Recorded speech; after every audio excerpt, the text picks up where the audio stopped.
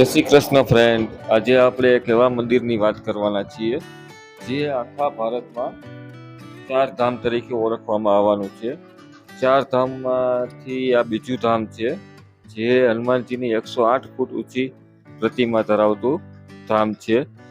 મિત્રો, આ ધામ આવ્યું છે ગુજરાતમાં મોરબી જિલ્લાથી 10 કિલોમીટર દૂર. ખોખરા હનુમાન તરીકે ઓળખવામાં આવે છે આ મંદિરને.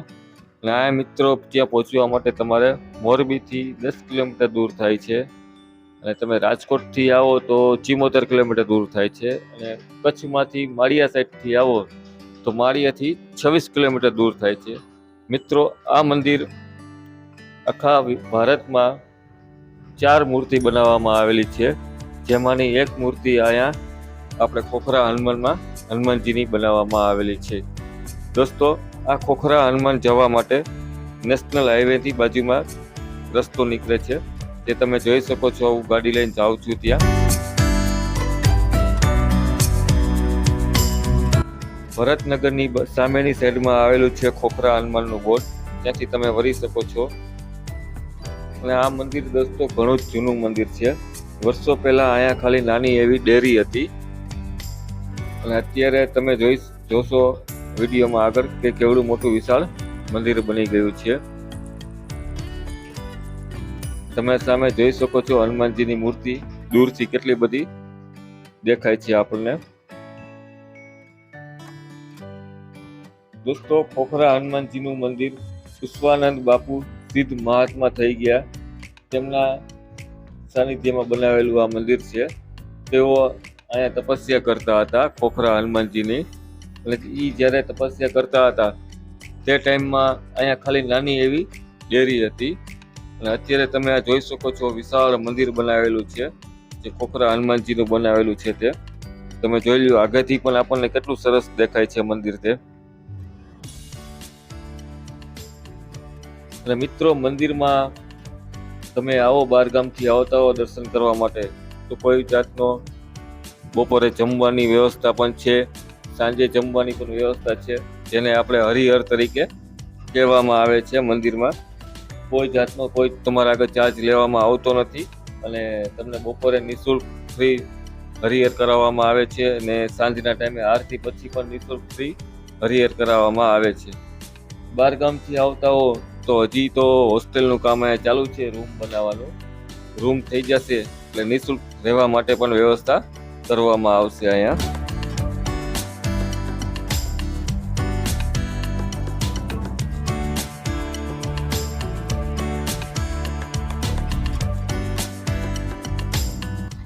મિત્રો, આપણે પહોંચી ગયા છીએ મંદિરના ગેટ પાસે. તમે જોઈ શકો છો રસ્તો થોડોક ખરાબ છે એટલે વિડીયો જાજો હલે છે. આ છે મંદિરનો મેઇન ગેટ. જો મિત્રો, ગેટ કેવો સરસ બનાવેલો છે.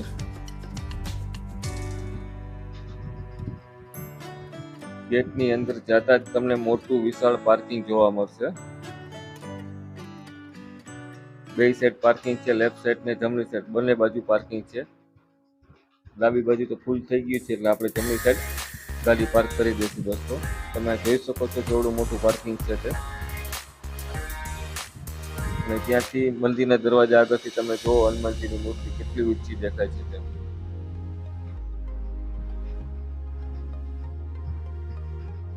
અને દોસ્તો, વિશાળ પાર્કિંગ છે. સામે દેખાય તે હોસ્ટેલ છે, અને સંસ્કૃત વિદ્યાલય છે. અહીંયા મિત્રો સંસ્કૃત વિદ્યાલય પણ છે, જ્યાં આપણે બ્રાહ્મણ જ્ઞાતિના વિદ્યાર્થીઓને ભણાવવામાં આવે છે. જે બધું સંસ્કૃતમાં જ ભણાવવામાં આવે છે, તે પણ નિઃશુલ્ક.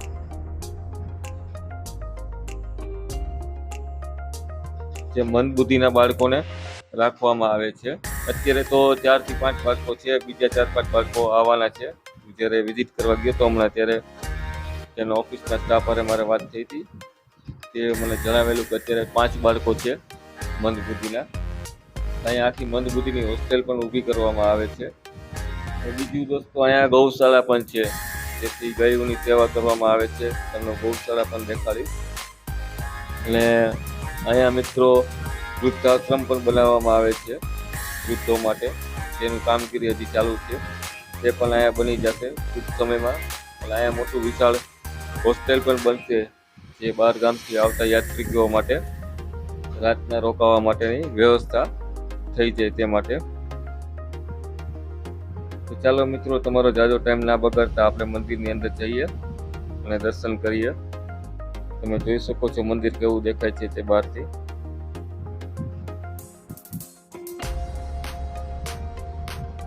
આપણા સબસ્ક્રાઈબર મિત્ર મળી ગયા હતા.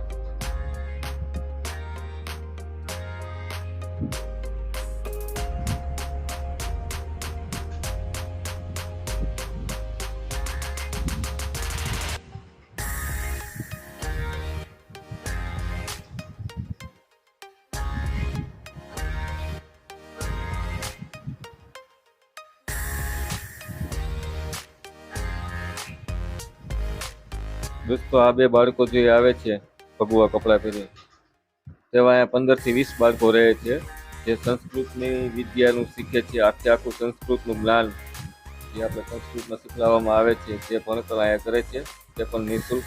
અને બધા બ્રાહ્મણના દીકરા છે.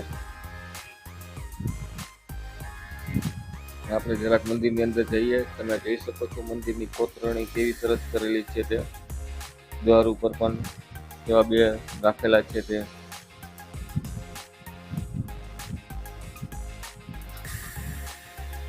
ના સામે છે તે કેશવાનંદ બાપુની પ્રતિમા મૂકવામાં આવી છે મંદિરમાં.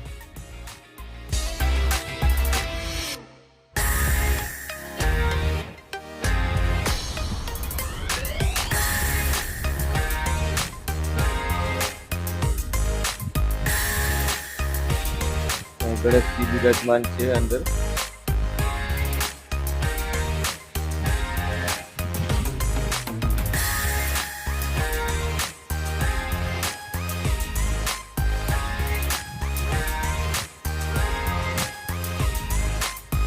મિત્રો, અંદરની નકશીનું કામ તમે જુઓ, કેવું સરસ મજાનું મંદિર બનાવેલું છે તે અંદરથી.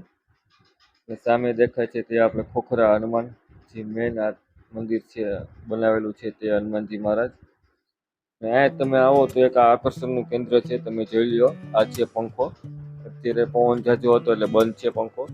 કેવડો વિશાળ પંખો રાખેલો છે, આખા એરિયો કવર કરી લે છે. અંદરનું ગ્રાઉન્ડ તમે જોઈ શકો છો. સામે કેવડું મંદિર દૂર છે તે. કેશવાનંદ બાપુની પ્રતિમા આગળથી સાઈડ તમે જોઈ લ્યો.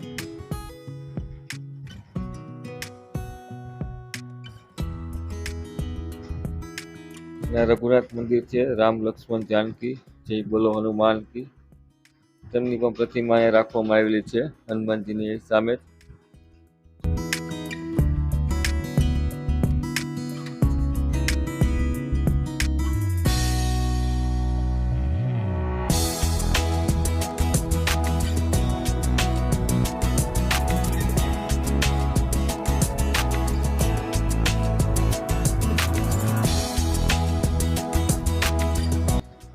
દ્વારકાધીશની પણ પ્રતિમા રાખવામાં આવેલી છે. જોઈ લો, દ્વારકાધીશના પણ દર્શન તમે કરી લો. કેવું સરસ મંદિર બનાવેલું છે તે.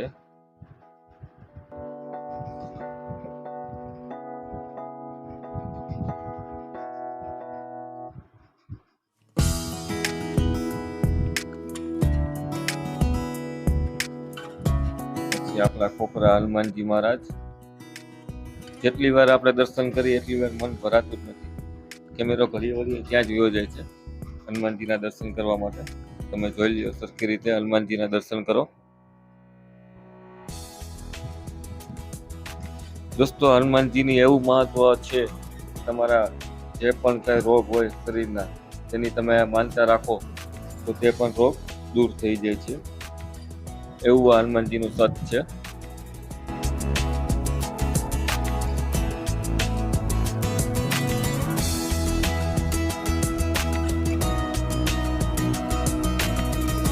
એટલે મંદિરની બહારની સાઈડનો ભાગ તમને નજારો તમને હું દેખાડું. બહાર મંદિરની પાછળની સાઈડમાં પણ બે મંદિર બનાવેલા છે ભગવાનના. તો ચાલો હું તમને તે પણ દેખાડીશ. અને પાછળથી અહીંયાથી જ તમને ગૌશાળા પણ દેખાડીશ.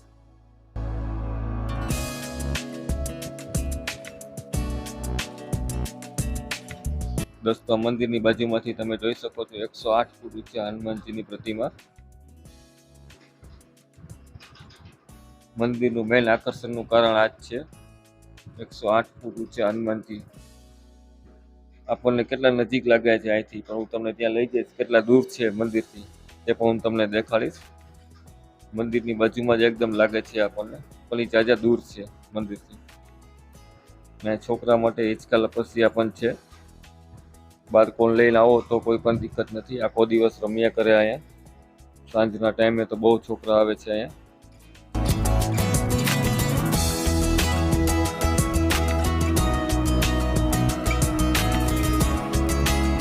આપણને કેમેરામાં જાજુ નજીક લાગે પણ ખરેખર છે બહુ દૂર. અને સામે દેખાય છે તે વૃદ્ધાશ્રમ બને છે, બાંધકામ જે ચાલુ છે તે. બાજુની સાઈડમાં પણ એક માતાજીનું મંદિર બનાવેલું છે, તો ચાલો હું તમને તેમના પણ દર્શન કરાવું.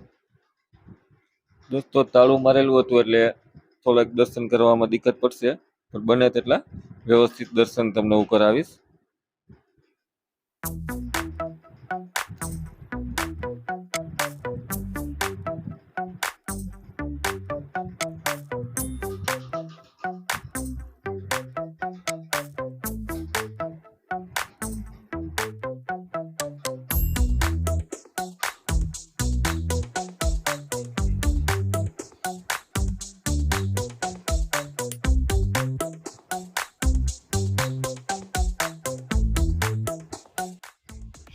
સામેની સાઈડમાં મહાદેવનું મંદિર પણ છે. મંદિરની બાજુમાંથી કંઈક આવો નજારો દેખાય છે બહારનો. આ મિત્રો છે ગૌશાળા, તમે જોઈ લ્યો કેવડી મોટી ગૌશાળા છે તે.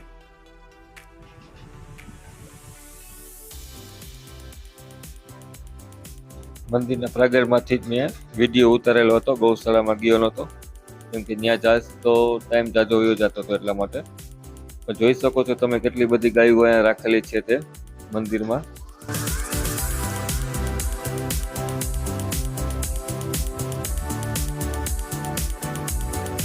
અહીંયા બધી ગાયોના નાના નાના બદુડા રાખવામાં આવે છે સામે, તમે જોઈ શકો છો.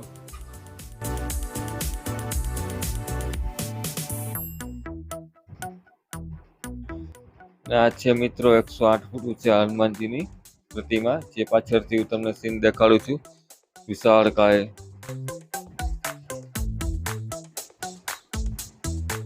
એટલે મેં તમને હમણાં જે વાત કરી કે હોસ્ટેલ પણ છે, સંસ્કૃત વિદ્યાલય પણ છે, તે બધું આ જગ્યાએ છે. અહીંયા છોકરાઓની હોસ્ટેલ છે. અહીંથી આ રસ્તો જાય છે સામે 108 ફૂટ ઊંચા હનુમાનજી બાજુ મૂર્તિ પાસે જવા માટેનો.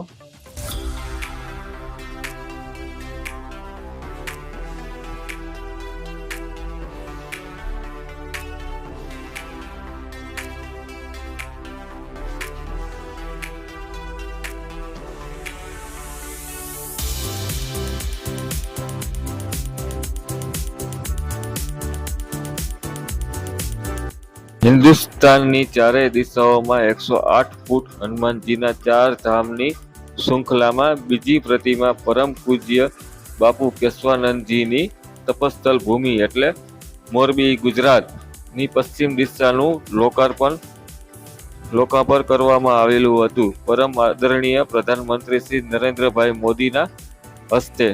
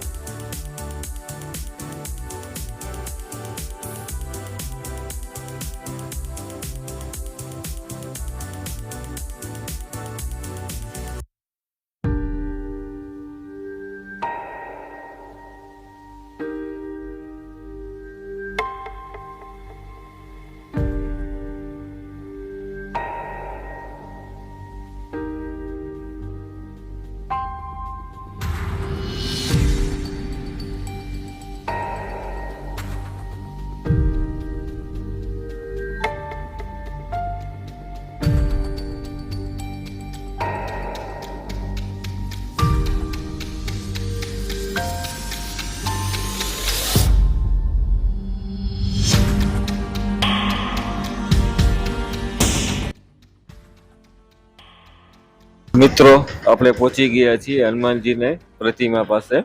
તમે જોઈ શકો છો તેમ કેવડી વિશાળકાય છે. એટલે અહીંયા હું જે હમણાં થોડીક વાર પહેલા બોલ્યો તે બધું અહીંયા લખેલું છે. નો સમજાણું હોય તો સ્ક્રીનશોટ પાડીને તમે વાંચી લેજો. અને થોડી ઘડી બોલવામાં ભૂલચૂક થઈ ગઈ હોય તો નાનો ભાઈ સમજીને માફ પણ કરી દેશો. અને વિડીયો સારો લાગે તો લાઈક ને સબસ્ક્રાઈબ કરવા વિનંતી. તો ચાલો હું તમને પ્રતિમાની બાજુમાં લઈ જાઉં હનુમાનજીની. મિત્રો, હનુમાનજીનો અંગૂઠો મારા જેવો છે. 6 ફૂટનો તો ખાલી અંગૂઠો છે હનુમાનજીનો. વિચાર કરો, 108 ફૂટની મૂર્તિ અને બાજુમાં ભાઈ ઊભા છે. તમે જોઈ શકો છો કેવડા લાગે છે તે. જો ભગવાનના પગ તમે જોઈ શકો છો, અંગૂઠો કેવડો મોટો છે તે. મિનિમમ 6 ફૂટનો તો ખાલી અંગૂઠો જ હશે. તેઓ બધા માણસો કેવડા કેવડા લાગે છે મંદિર હનુમાનજીની પ્રતિમાની બાજુમાં. આ હનુમાનજીની વિશાળકાય ગદા છે, તમે જોઈ શકો છો તેમ.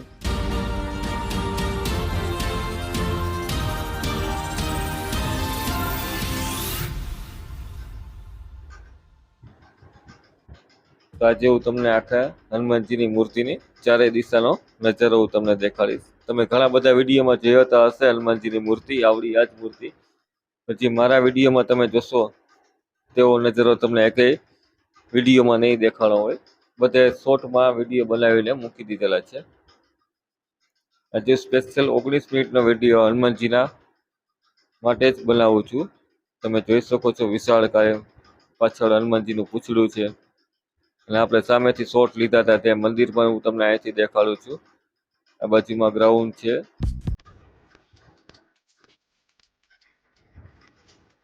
તમે નજારો જોઈ શકો છો કેવો સરસ સુંદર છે તે. હનુમાનજીની પૂંછ છે, તમે જોઈ શકો છો કેવડી વિશાળકાય છે તે.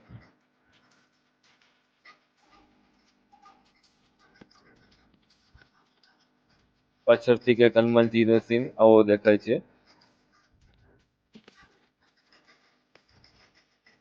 ફરતે કોઈ ગ્રીલ મારેલી છે જેથી કરીને કોઈ ઉપર ચડીને ફોટા ના પડાવી શકે તેના માટે.